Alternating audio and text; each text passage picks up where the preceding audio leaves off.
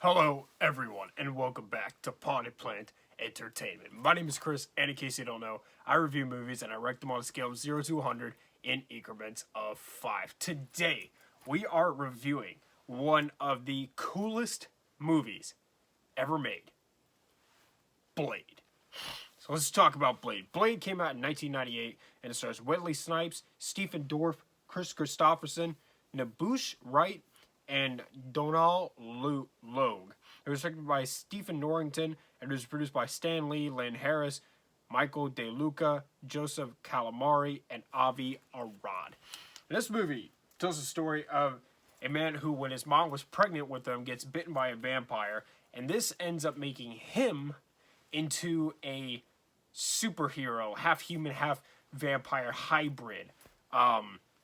And vampires run like the secret underworld in our world, and they're like eating people and taking their blood, and he's on a mission to just exterminate the vampires and put a stop to them. Yeah. This this movie was big. It started this is the movie that kick-started the superhero genre. Before Blade, superhero movies were not good. And the 90s was a very hard time for superhero movies. We got movies like Batman and Robin, and they just were not good. But thankfully, Blade came along to save the day. Now, Blade wasn't a super well-known Marvel superhero. He did have his own comic book series. But the fact that they chose this to go with, to try and seriously make a good superhero film,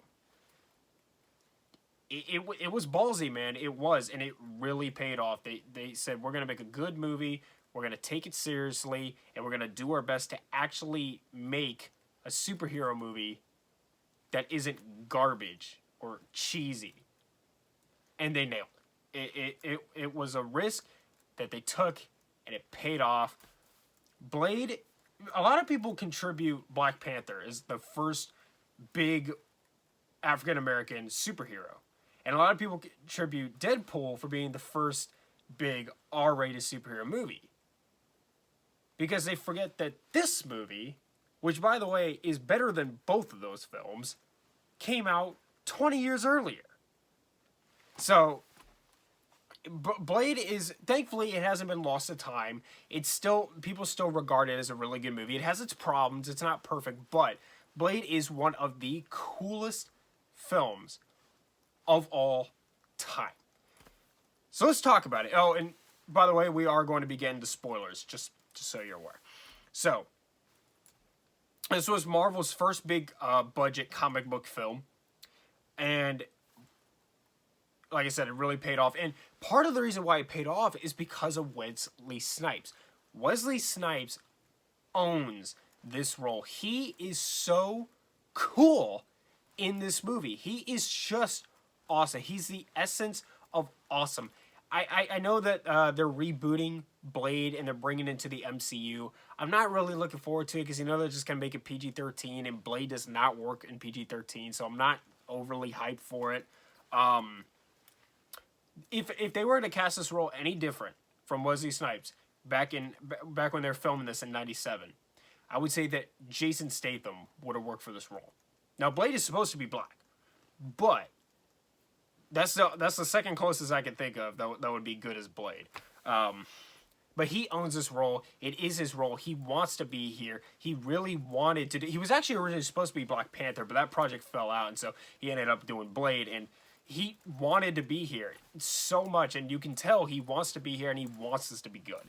I love Blade's introduction. The opening of this movie, after they show his birth, we see this guy in a car with a girl, and he's thinking he's going to get sex tonight, and she's saying, like, I'm going to take you somewhere cool. So they go to this meat locker, which he thinks is weird, but then they go to this rave that's in the back of the meat locker, and he goes in there and he's dancing around, and he thinks this is cool and all, but then blood rains in from the sprinklers on the ceiling, and he starts freaking out, and then everybody starts revealing themselves and their fangs that they're vampires. So he starts freaking out, and he starts crawling, trying to get away, and then he comes right to the feet of Blade.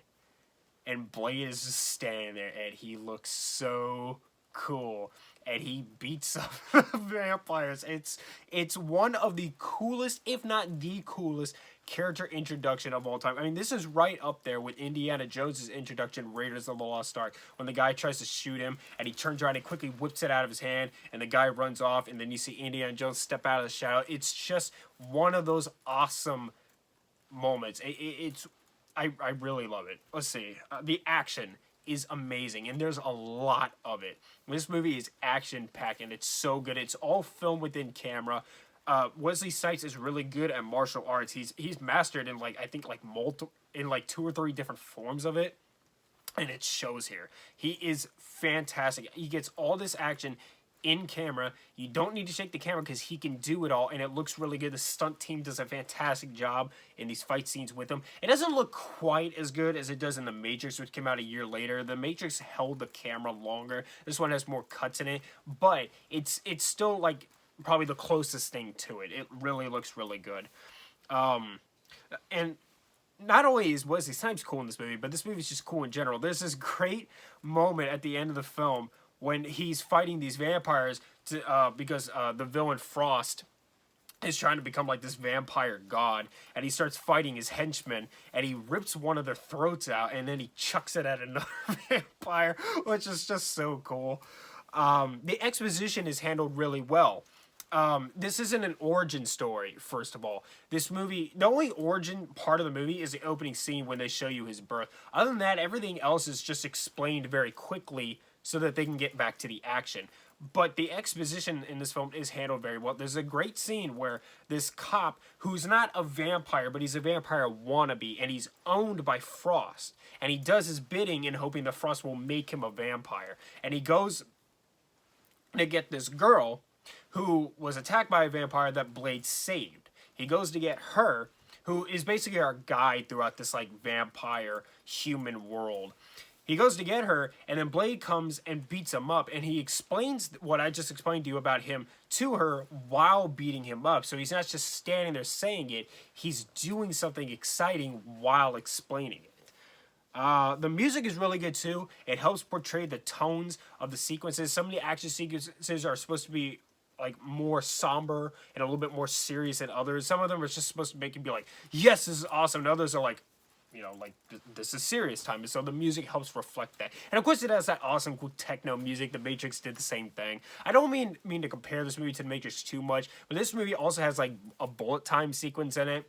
Blade is, like, dressed up in all black, and he's, like, shooting guns. But The Matrix was already in pre-production when this came out, so it's not like that movie did rip it off. But even if it did rip off Blade, say for example it did, which I don't think it did, but say that it did, all it did was take the elements from Blade and improve upon them. So it wouldn't be that big deal even if they did. It's a very fun movie. This movie does take itself seriously, but not too seriously to the point where it's not fun. This movie is very fun. This is a very, very fun movie to watch. It's a great movie to get together with your friends and just have a popcorn and just have a good time, because it really is just that good.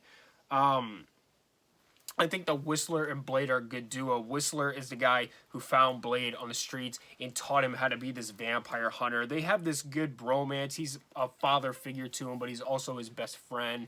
And they have this like really macho relationship with each other. Like, you tell they really love each other. They just won't really say it.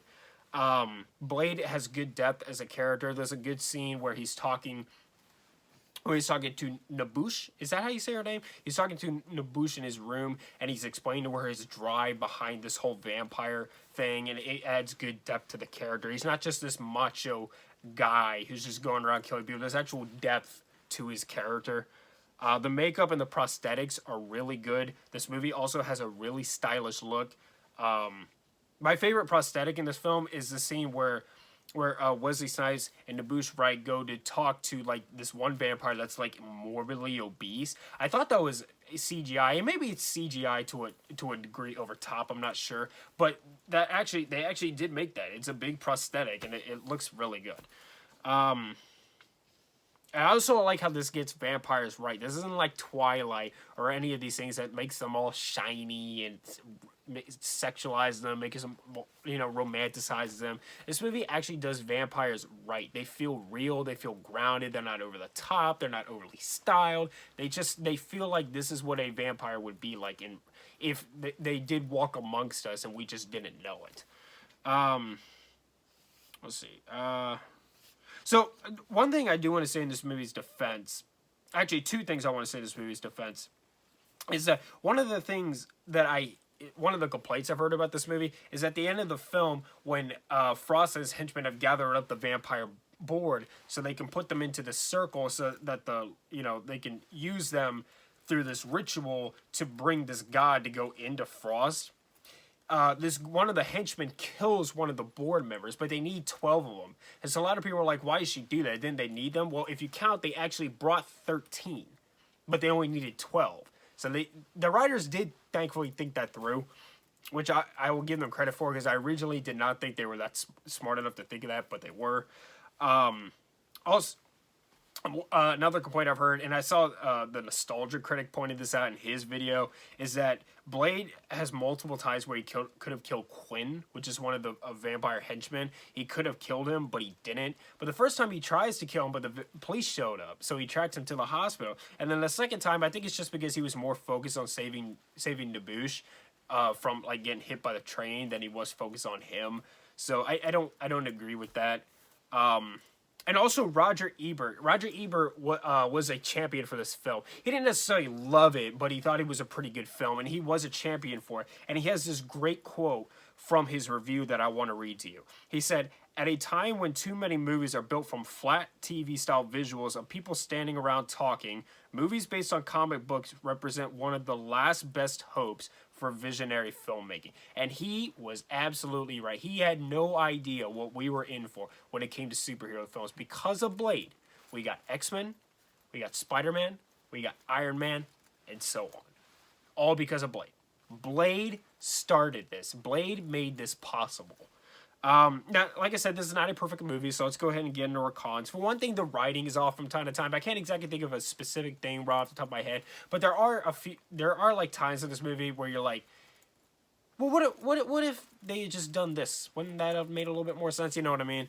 Also, the villain, Frost, played by Stephen Dorff, he's fine. He's serviceable. He has a good screen presence. Stephen Dorff plays him very well, but his character isn't really written quite as well as he could have been. I think he should have been tougher and less bratty.